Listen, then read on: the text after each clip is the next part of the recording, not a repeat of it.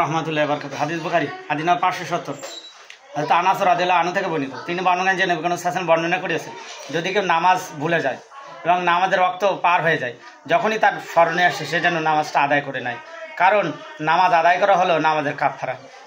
আর রব্বুল আলামিন বলেছেন যে নিঃসন্দেহে তোমরা আমার স্মরণে নামাজ কায়েম করো, ব্র্যাকেটে আদায় করো।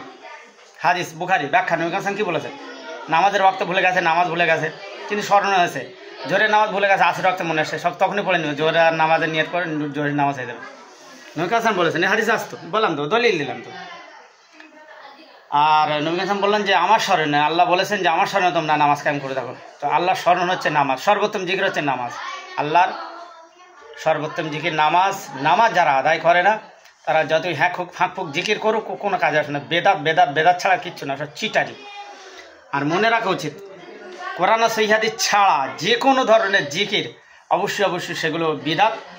আর আল্লাহ ছাড়া কারোর নামে, এমনকি কোনো নবী রাসূল পয়গম্বর, কোনো পীর পয়গম্বর বা কোনো পীরের কোনো মাজারওয়ালার নামেও যদি কেউ জিকির করে সেটা শিরিক। ঘটি বুড়ালে জল উঠবে না ভাই, অবশ্যই এগুলো শিরিক। ভণ্ডামি ভাওতাবাজি ছেড়ে দাও, ভালো হয়ে যাও। কোরআন আর সহিহ হাদিসে যেটা আছে সেটা, আর দলিল ছাড়া কথা ডাস্টবিনে ফেলে দাও।